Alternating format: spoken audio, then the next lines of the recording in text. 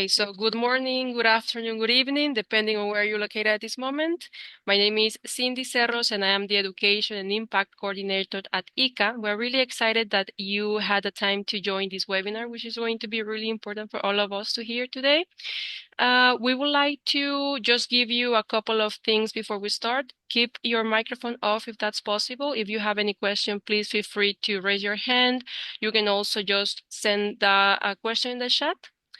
And keep in mind that this is going to be recorded, and you can also find this recording at the end of the presentation. I will show you where you can find all this information of the webinars.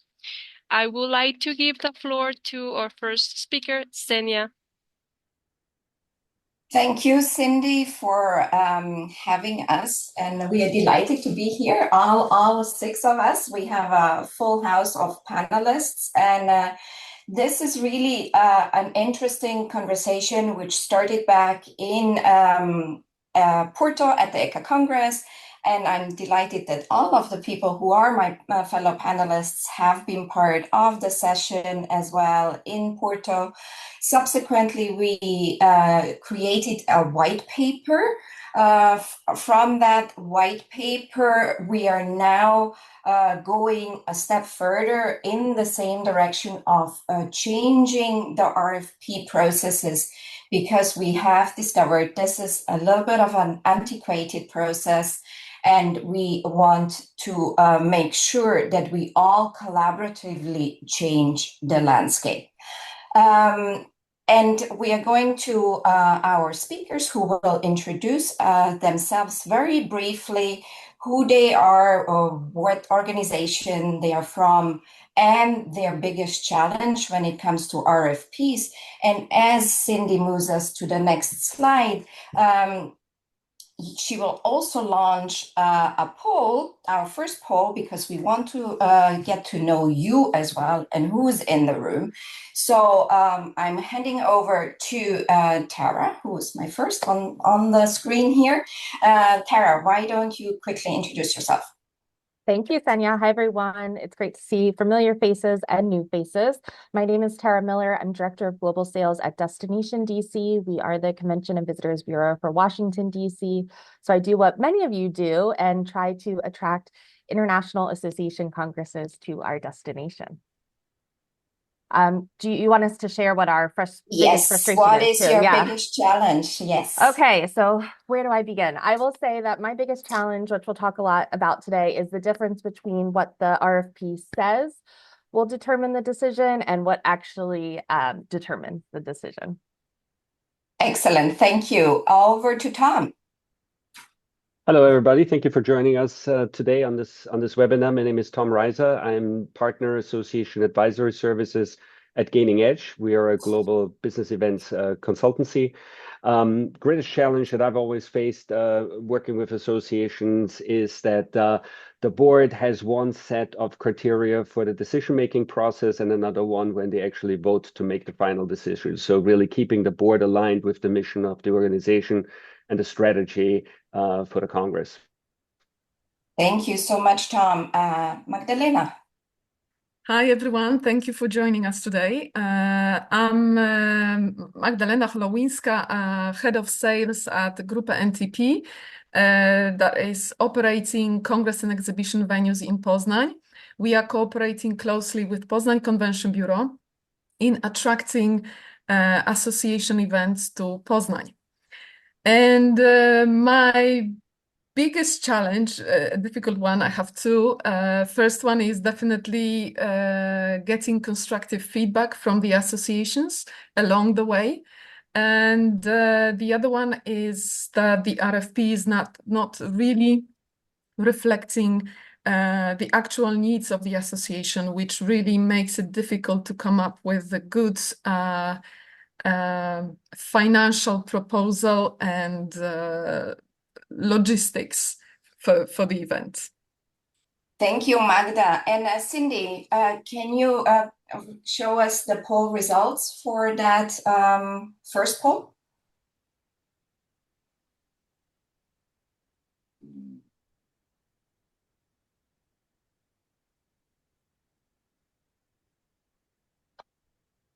Oh, So we have association destinations and PCOs equally in the room. Very interesting. I like that. Can you run the next poll, please, for us as well? And over to Stephanie. Hello, everybody, and good morning from Vancouver, BC, Canada.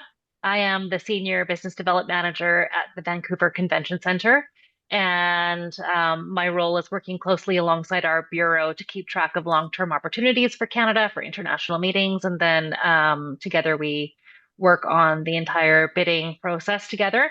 My RFP challenge is probably in line with Magda's.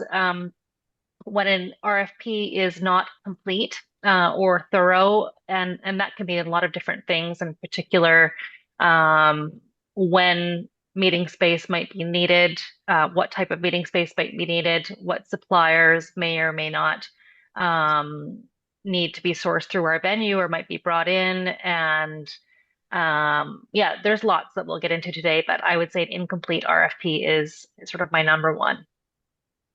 Excellent, thank you. And Erika. Hi, everyone. My name is Erika Kowalczyk. I am the Director of Global Events at the International Society for Stem Cell Research. Happy to be here. I think Tom touched on one frustration for me in regards to the RFPs with the board, but the other one is kind of playing off of what Stephanie said, is the opposite, maybe not getting all the information that I have requested in the RFP response. And so, or it's too much of one thing and not answering another. So it's incomplete on my end as well. That sometimes is frustrating. Perfect. Thank you so much, Erika. And I'm Ksenija Polla. I'm the Director of International Development at Talley Management Group, which is an association management company. But I'm wearing my PCO hat and also a little bit the association hat during today's webinar, because I think a lot of the PCOs are actually having that role of being able to understand both parties and both parties' pain points. And this is actually also my biggest challenge, is why PCOs are not brought in very early on in the bidding process itself, because we can add so much value due to our dual role. So before we get started, let's see if your pain points do align with ours. Cindy, do we have some results of the polls?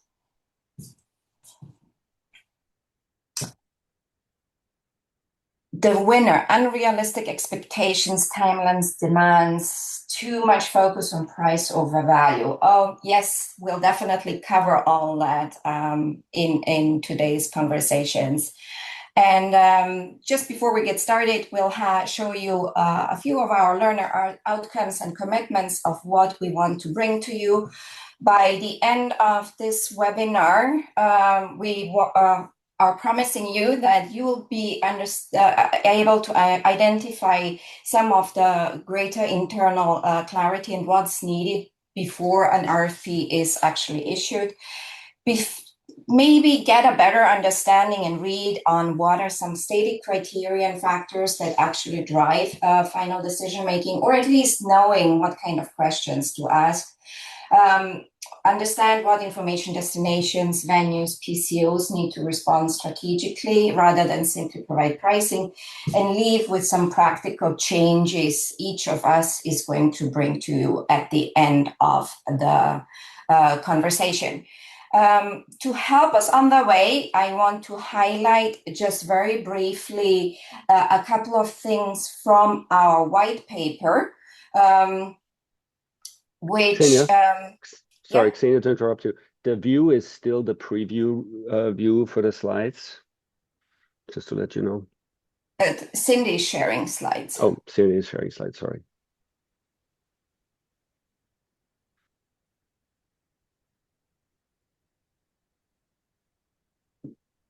One second. That's okay, I can go on. So Tara has actually all the way at the top of the chat put in the link to the white paper. So whoever hasn't had the chance to have a look at it, you are able to have a quick look. But here are some of the key elements from the white paper itself. So what we talked about is that the mission in event goals should really anchor the process. A lot of the times the mission is not really part of the event goals. So we have identified that this is critical for the RFP process to be much more association and mission driven. And then the value must extend beyond logistics and costs.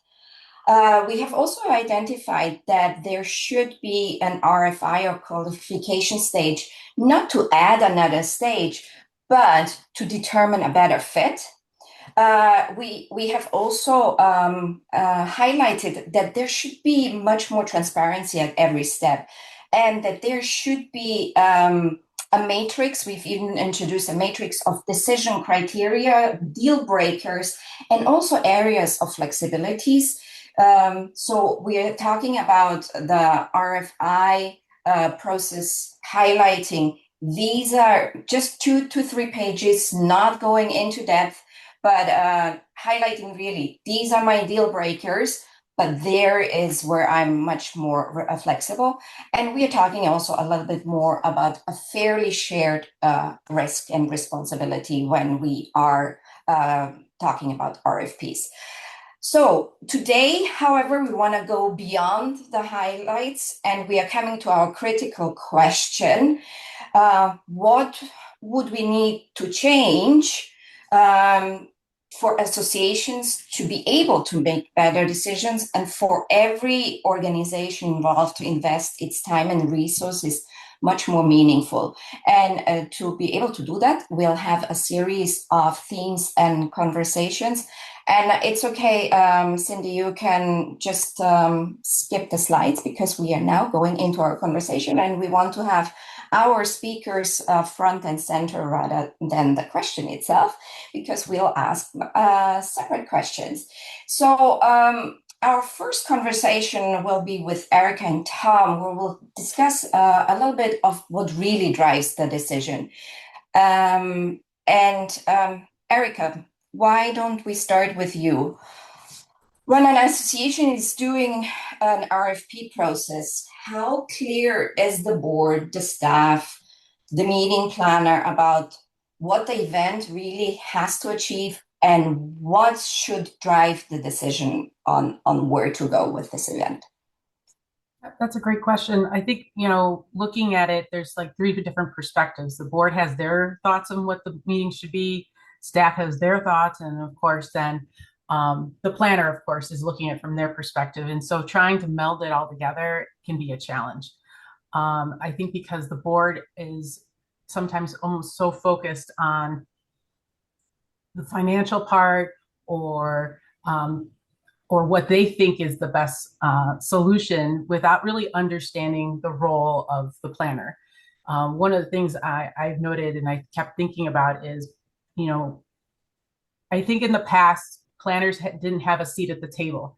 They weren't part of those decisions. They weren't part of it. It was more like, well, you plan the event, but you don't really have any strategic input, right? That's changed. And so maybe not for everybody, but for some planners, it has given them that opportunity to have that seat at that table, and then also provide the perspective of like, well, here I can help with the financial, and I can also help with the attendee experience and what the staff's trying to accomplish. So it's still, I think, going back, to what Tom said, it's still difficult with the board to try to get them in line. But now that we have that seat at the table, I think it's our job to kind of help educate them. Tom, and do you have anything to add to that conversation? Yeah, I would say that this is probably one of the strategic area and processes that the associations are not really looking at regularly enough, because to a degree everything changes in an organization. Strategic plans, strategic objectives are changing, but I'm not convinced that the association meetings RFP is really keeping up. So I think this alignment right there, and boards also change, by the way, right? We know that if the alignment is not there on the board level, and often the decision-making process is, yes, the matrix, we're looking at that, but then there's a vote at the end, and it's the ultimate vote in alignment with everything else. I think that's one of the biggest challenges. Yes, and I like what Tara put in the chat, that Erika equals event strategist. I think there is way too little event strategists in our ecosystem on all sides, and the lack of understanding what the event strategist actually brings to the table. Back to you, Erika, just a quick follow-up.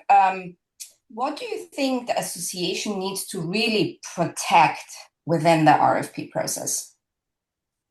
In my opinion, the responsibility of the planner is to protect the integrity and the quality of the program, the education or the scientific, in my case, the scientific programming, and also to make sure that the attendees are having that experience in which they are able to come together, accomplish what they want out of the program as well.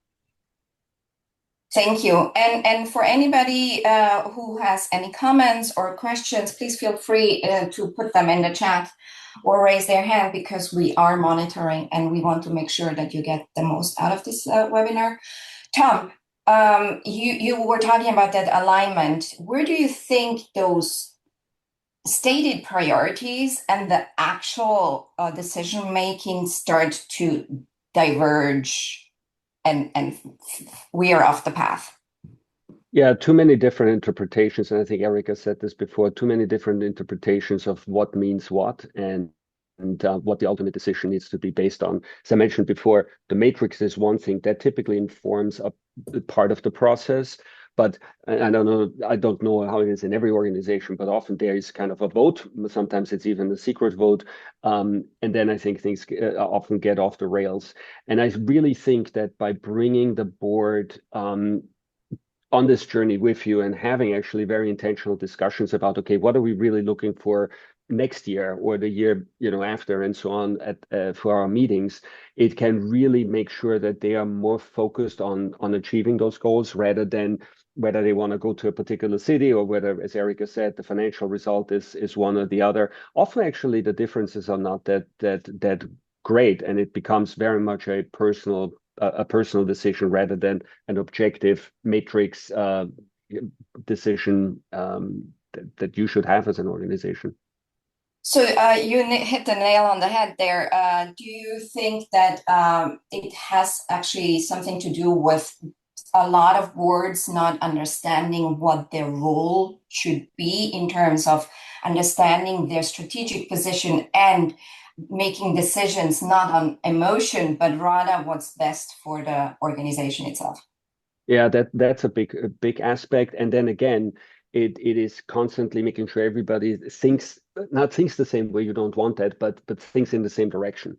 And I think that's critically important. And I would also love to hear from you, Ksenija, as from your AMC PCO with your PCO hat. How do you actually have these discussions in these in these meetings with your organizations?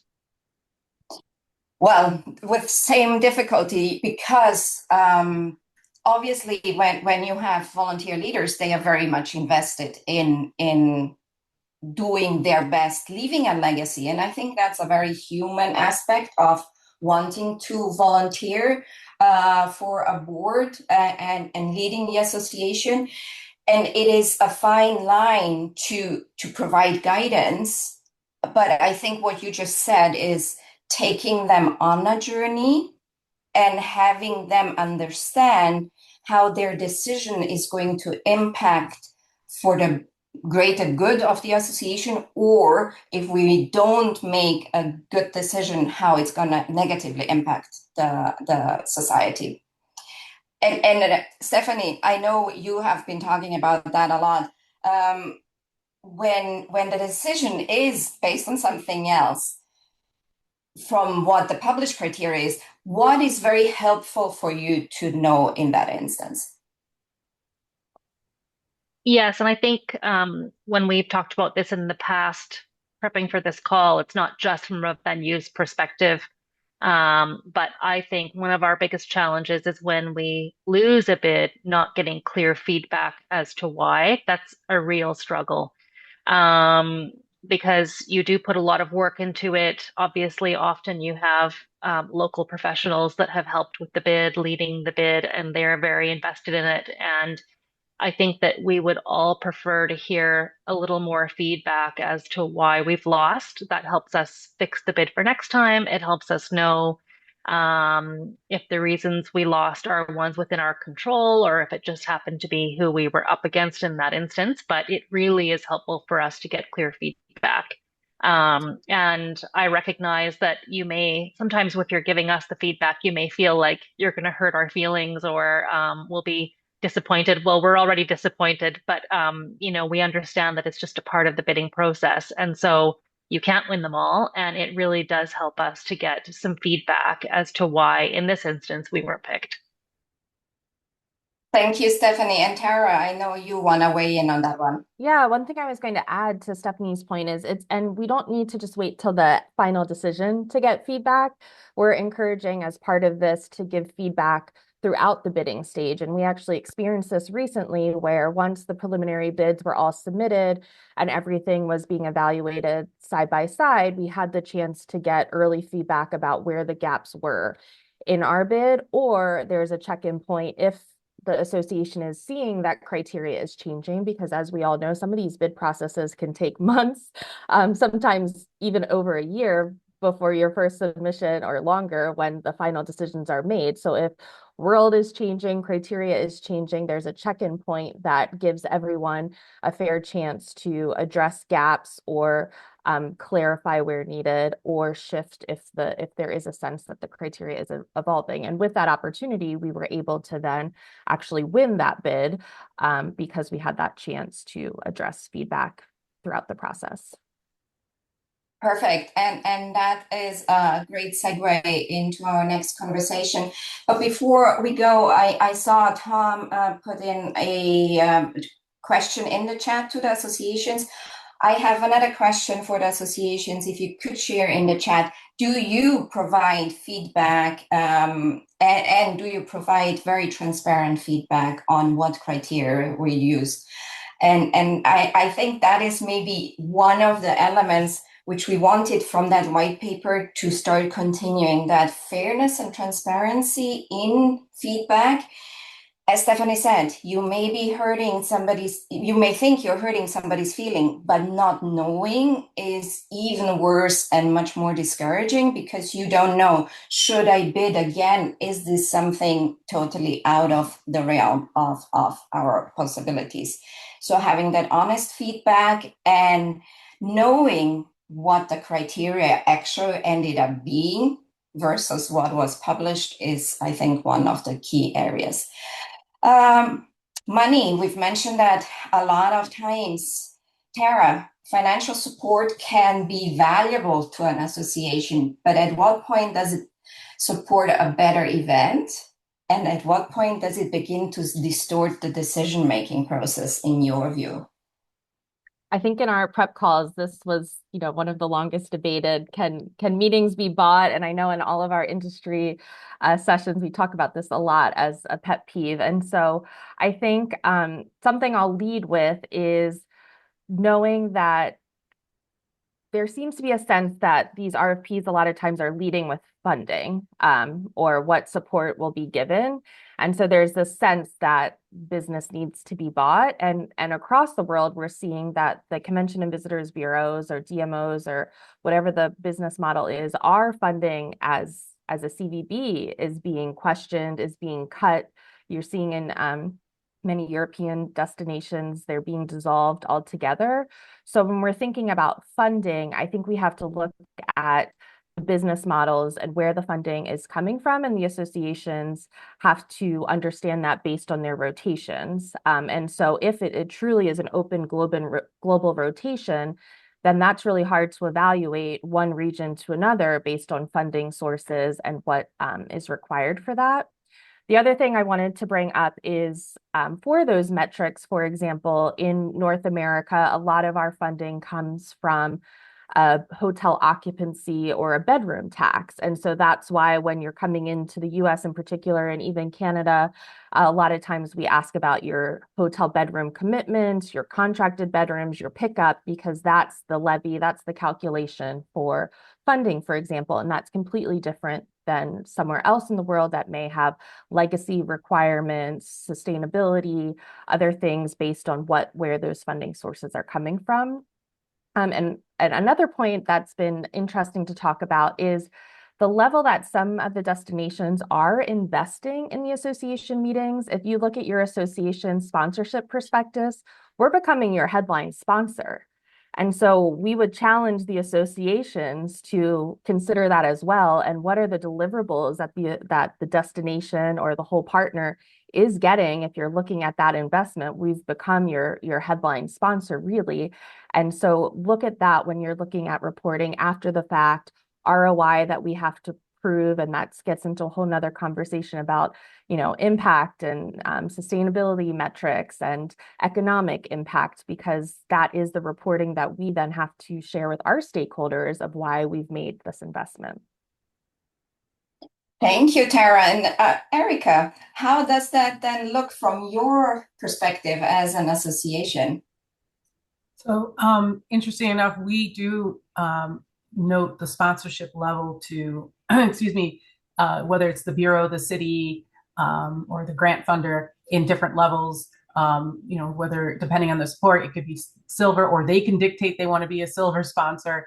And there's a bit of negotiation and within that. And so we're happy to recognize them, of course, because we do appreciate the support that's being given for the event. And in a way, yeah, you are helping to support and sponsor the program. For us, it is, especially outside of the US, it is almost truly needed for us, because as we're a small association, the funding is needed. Now, it doesn't all have to come from the city. It could be grants that we could apply for. If you know of a recommendation of a grant that may be providing money to associations who are bringing science, as my example, or anything else, that's the things we also would love to know, so to help us then apply for it and then get the money needed to help support the meeting.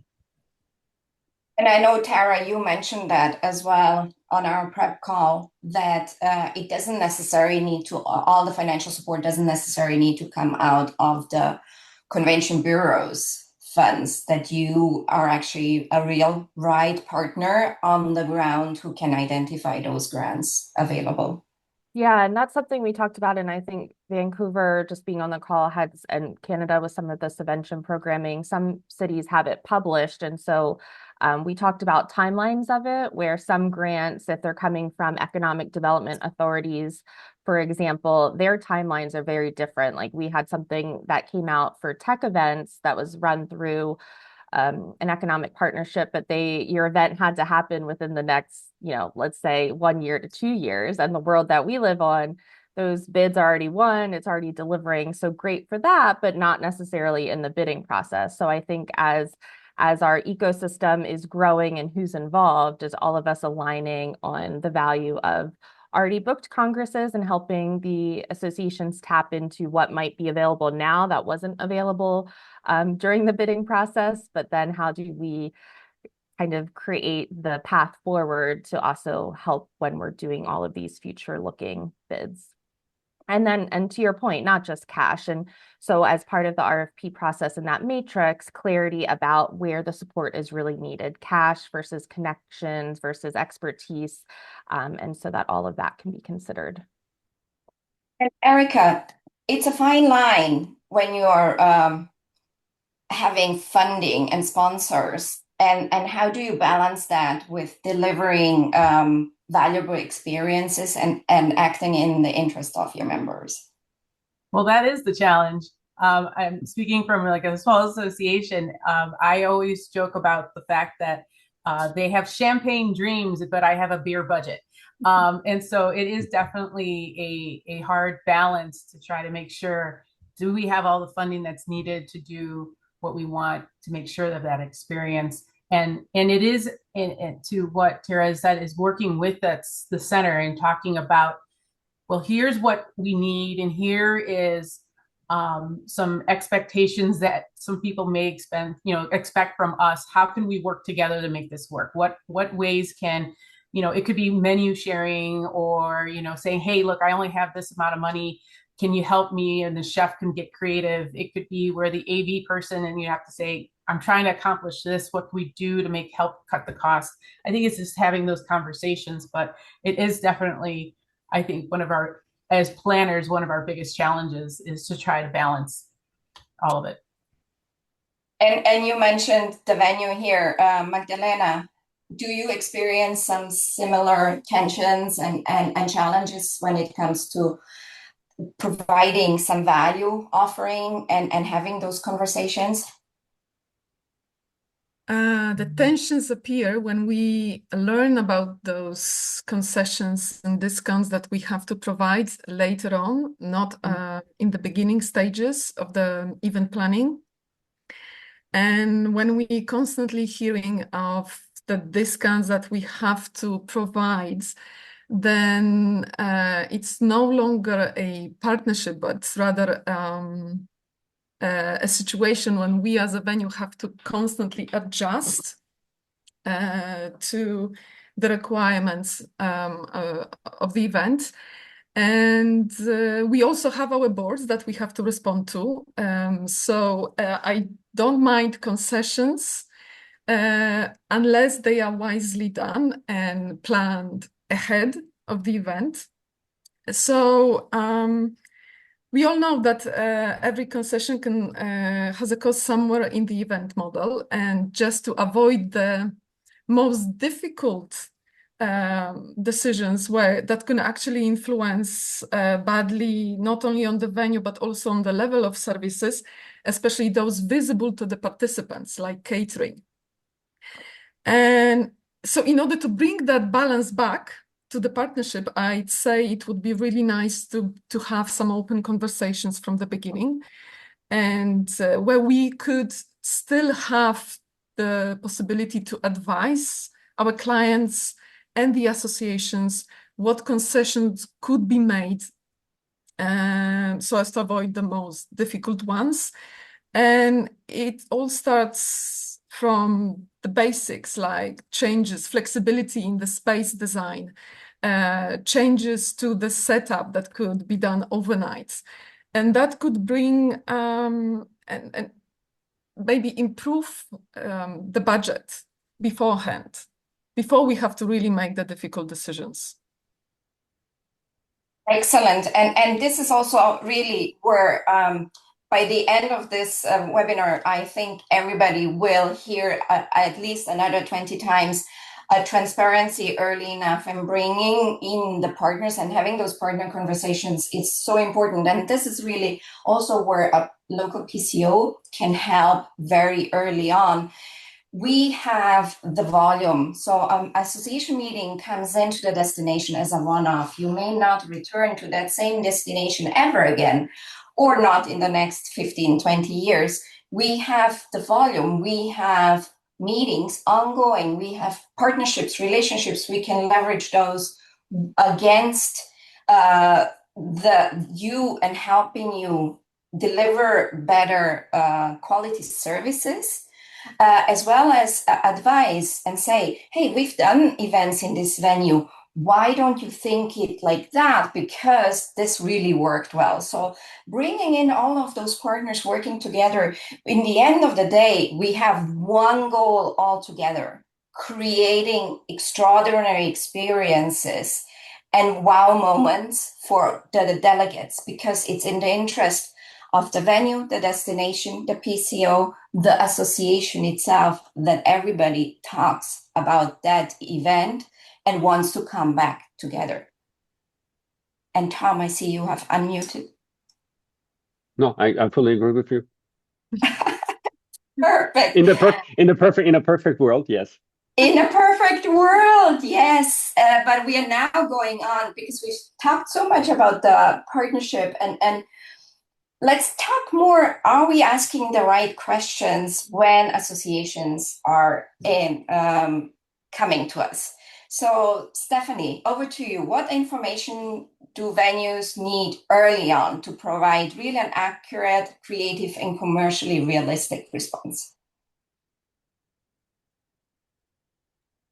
I spoke earlier about incomplete RFPs, and from a venue's perspective, one of the best things you can provide us is a clear picture of the space that you need. That sounds so basic, and yet many RFPs create a lot of extra work for us on our venue side to create a realistic outline of what the rental costs might be, et cetera. So a very clear Excel spreadsheet showing each listed room.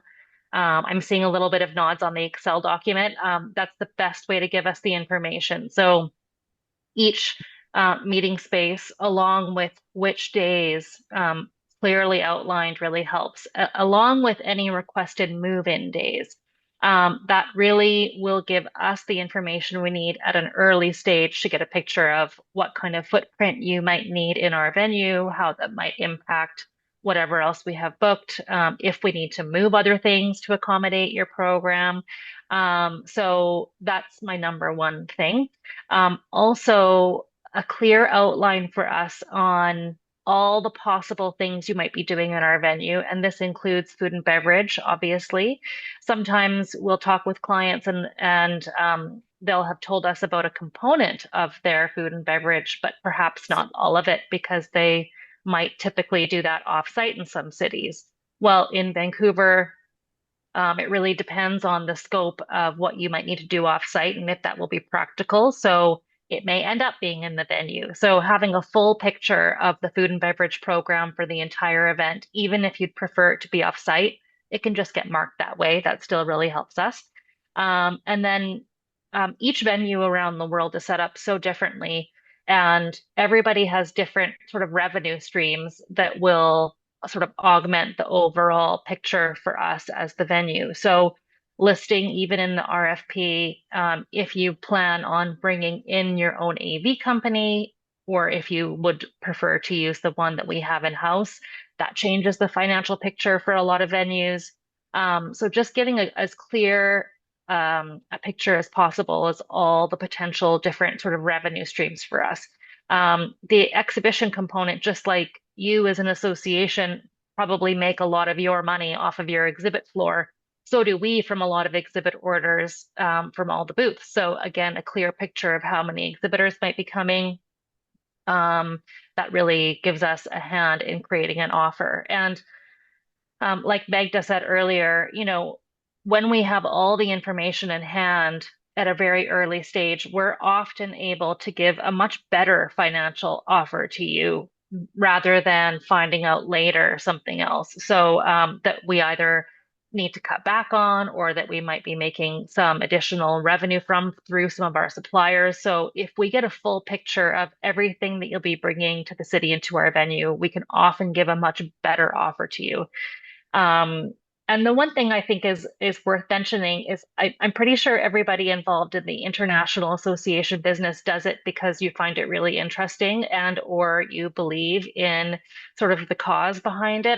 I've been at the center for 17 years, and I find this particular market, the International Association market, is a very worthwhile thing to do with my life. And I think most people feel that way. So I don't think any venue is out there trying to just scrape every possible dollar from an international association. That really is not our mandate. That's not what we're trying to do. There might be other markets that provide us more revenue, and we know that the international association client might not be always our highest grossing event of the month, but we still want to prioritize it for other reasons. So even if you may think as an association that you don't have a big budget, that does not mean that we might still not prioritize your event over a different one, or still give you a very good financial offer, because we as a city and we as a venue want to see the industries succeed. So the more information you can give us about your objectives and what you're trying to achieve and what you might need from us as a venue, the better. And Stephanie, when we had our prep call, you actually mentioned something which I'm not sure everybody on this call does know, and what is sometimes behind the decision making of the venue to go after a specific meeting, even at a loss. So it's a calculated loss for the venue itself. Yes, that's right. We, like in Vancouver, we are run by our provincial government, and many convention centers in North America are sort of loss leaders for the community. And again, our mandate is for impact into the city. And that can mean the economic impact of people coming and staying in hotel rooms and eating in restaurants and taking taxis. That's important. And that is part of our economic impact to the city. But certainly also our mandate is for the education impact. What does this mean for our own local healthcare system? What does this mean for Canada's research being on a global stage? What does this mean for our partnerships around the world as a country? So we factor in a lot of different things, and we really try to keep a balance of our overall business model. And certainly the international association market ticks a lot of those boxes. Not all clients might. So again, just to encourage you that if you think you might not have, the kind of financial outcome that we always want at the venue, that's not always the case. We really do prioritize a lot of different things. And we do lose money on some events, but we know we're going to do that, and that's okay. Perfect, thank you. And when we had our prep call, Tara, you mentioned also the tracking of ICWs, and it is much more of an American term. So can you just tell us a little bit more about that? Absolutely. One of the lenses I think that's helpful for a community like ICCA is best practices. And so we all know a lot of times when international associations are meeting for your main meeting or your Congress, Stephanie mentioned the exhibitors, whether it's on the venue or a lot of times offsite, they're hosting their own events, whether it's networking, educational.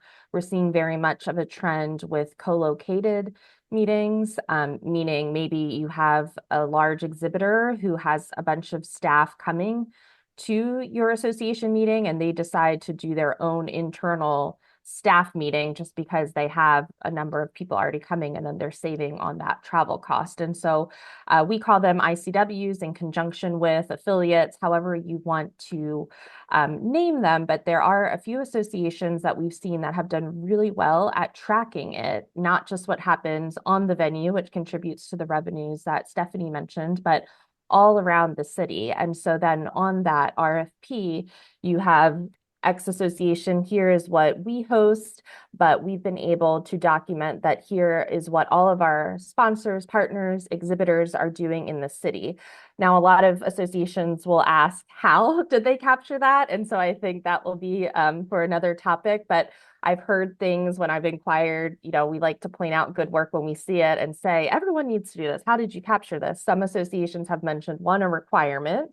So it's a registration and approval process as part of the Congress that they must register. Sometimes if they're giving financials after the fact of what they've spent, it's a communication strategy about by you reporting this to us, that helps our association meeting demonstrate the value, but it comes with perks. So it comes with perks like priority bookings in hotel blocks where they want to be for their block when it opens first, they get priority decision. Maybe it comes with preferred space on the expo floor or wherever that activation is. So I think it depends on what matters, but some associations have found ways to document those perks that help motivate that reporting in structure so that you show the overall value of your Congress coming to a destination. And I know ASA does not allow any of those events happen without their knowledge. So you actually need to register that you want that. And all of the hotels are have to check with ASA that they are okay because it has to go outside of the program hours. And that's the way that they have a system in place that they know exactly what is happening at the same time as their program and can track what has happened, because they can get that from the hotels as well. And one other thing I can add too is not that we share confidential information if it's not allowed, but Washington, D.C. and Vancouver, for example, are in an alliance together. So when clients are open to it, we do share. We say, oh, this group met in our city. Here's what we saw. We can provide that to the association, but we can provide that to each other as well, so that in the bid process, if perhaps you don't have the advantage of working with a core PCO or your association internal staff that collects that, that is something that if you allow it, sometimes city to city, venue to venue, we can share that to help pass on the information. And Tom, I'll just go quickly with this, and then we have to move on. What do you think makes it difficult for associations to be so open about all of the value? I don't know if it's difficult. It's just, I think we're running around and doing a lot of things, and I don't know that we're taking the time to really step back. I think a conversation like this is super helpful on seeing how that best can be done. The other thing is we never want to overpromise, and it's kind of almost a question back to the destinations and the venues. Is that we want to be respectful and mindful of not overstating all the impact that we may have. At the same time, Stephanie, you mentioned, hey, tell us, as much as you can, right? So, it's uncertain times, and you don't really know how your meeting next year may look like. You can obviously only base it on what was done in the past. So it's kind of like sometimes you feel a little bit caught in the middle. I wonder whether Erika thinks the same way. Thank you. Actually, that's funny you say about the changes and being caught in the middle. The intention, of course, with the RFP is to go with a certain program, and so between then and when the program gets realized, all of a sudden it's like we need to change everything and have things be different. And that's where it's hard to have that openness. Sometimes, to kind of go back a bit. What I have enjoyed with some of the RFP process is, with the openness, is when a city or a vendor contacts me to say, can we have a conversation? I just kind of want to have a better understanding of your RFP, because there are some things that aren't necessarily said in the RFP that is better when you explain it or talk it through. And so I've had a few come to me and say, can you talk me through a little bit about this or that or anything? And this helped them to be able to create a better response. And so with that, I can't help what happens afterwards. And that's also, once again, what I think the whole theme is, making sure to communicate. But it's definitely, I think that level of openness is hard sometimes, because but then you don't know. And that's where you're trying to balance. So I'm mindful that we are running out of time super quick, and I also want to make sure that the audience can ask questions. We have one more theme which we want to go through very quickly. So if you give me a quick thumbs up that we can go with that, or open the floor to questions. Yes, can I go on? Yeah, perfect. We'll be very quick on that. Tara. We were talking about the request for qualification stage as a very quick 2 to 3 page. What should a destination be able to determine from such an RFQ? From the destination perspective, this is about qualification for both sides. So definitely the basics of purpose of event, what you're trying to achieve. But the specific things I would encourage is anytime you're asking to give availability, if a destination, a venue has to give availability, then you are triggering a business evaluation process. And we talked a little bit about whether it's a destination or a venue, how we evaluate business. So depending on where you're rotating in the world, that's where this conversation up front is, how is that business evaluated? Room nights, percentage of delegate profile, for example, where they're coming from, your past history. That's where I think then it gets a little bit longer with the requirements in those specific areas. And then I would also say financial expectations and what's a must-have versus a would like to have. Okay. And Tom, from an association perspective? It's really to get the basics out of the way, so that you can focus on the things that really make a difference at the end.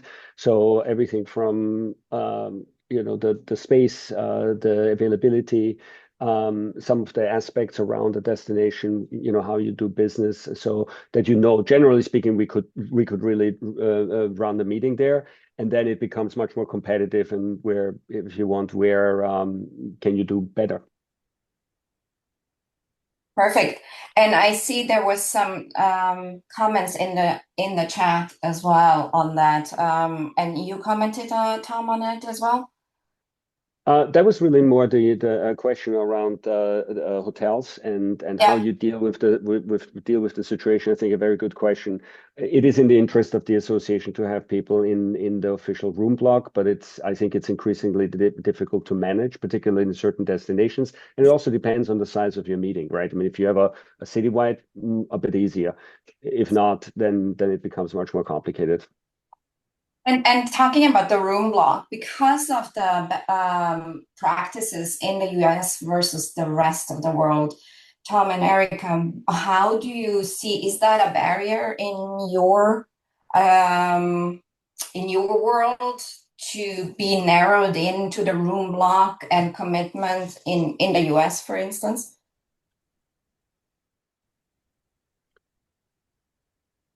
Do you want to take this, Erika, first? No, go ahead, Tom. Go ahead. Yeah, I think it is. It just it's how do you compare apples with apples? That's the situation, right? You have the expenses, you have participants somewhere, but if it is only calculated based on who stays in your official room block, I think it is much more complicated. Well, agree. I mean, in some cases for us, I mean, we have a very strong percentage of members or attendees who are students. And in most cases, they can't afford in some of the hotels blocks that we have. So, which makes it hard. And that is another, I think, takeaway for us to compare apples with apples. And we spoke about all of that value, which in the end, when you put all of the value on, you almost need to have a Excel spreadsheet to evaluate this in a much more meaningful way, having all of the various add-ons, which Stephanie mentioned as well, what we had to really make sure that you are evaluating everything much more fairly. Ksenija, can I just add one thing about the 3-page qualification document? Just from the second-tier destination that Poznań is, I think it would be also important to include the so-called non-negotiable qualifications and those that are quite flexible, because then it gives us the knowledge that we could actually pursue a full bid proposal.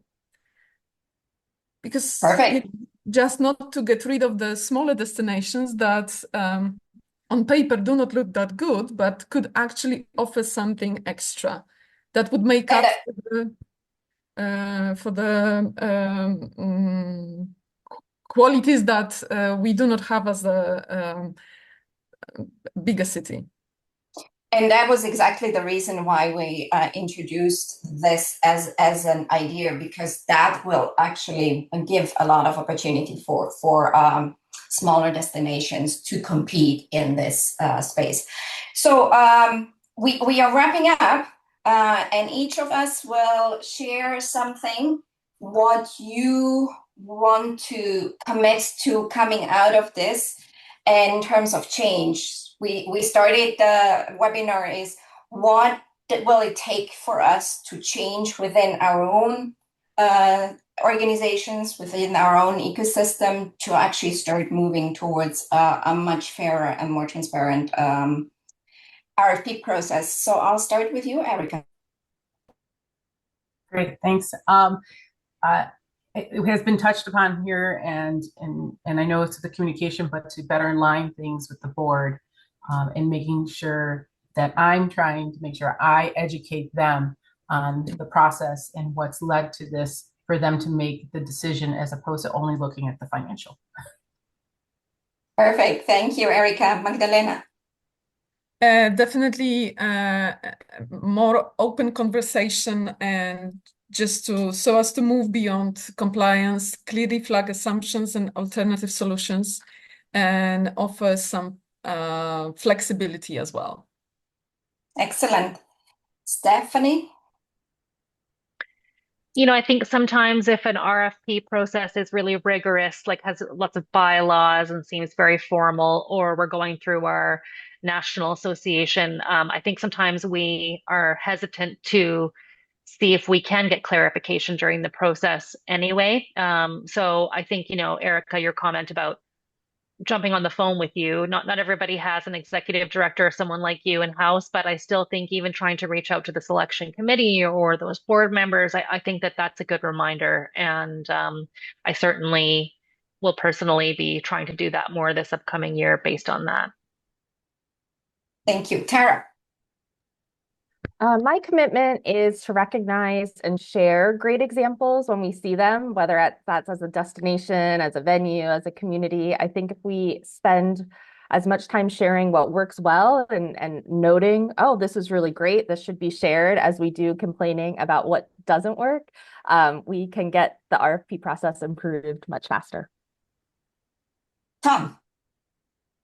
Just be much more intentional and also proactive about bringing this topic to the board and actually engaging the board and taking it on the journey with you. I think that's very fundamental. What about you, Ksenija?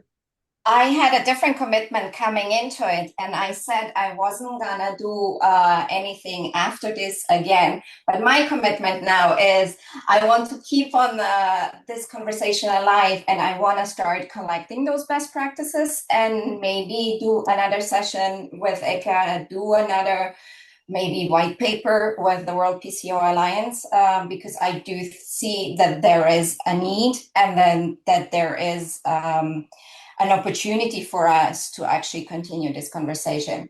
So from all of those commitments shared, what we've heard is there is a huge need for internal alignment. There is also a need for a qualifying from both ends, from destination venue as well as association, whether there is a good fit for an association in the destination and venue. Transparency was key to all of us, and building a structured dialogue. So I think we have a lot of work ahead of us, but I think we also use this hour really well. To Cindy to close us off. Thank you, Ksenija, and thank you to all the speakers for this wonderful webinar, and thank you for sharing your knowledge with all of us. Before we end, I would like to share with you, please, a QR code that you can scan. Please let me know that you can see it. Okay, you can scan this QR code to don't miss our upcoming webinars. We're having 2 webinars, the 7th and 8th of July, and one more, the 22nd of July. Or you can simply just go to iccaworld.org and you can find all the information there. Thank you again, and for all of you, just for you to know, I'm going to send the PowerPoint presentation and also this recording to all of you in the upcoming hours. So just wait for it, okay? If you have no more questions, have a wonderful day, and thank you so much for joining. Thank you. Thank you. Bye-bye. Thank you.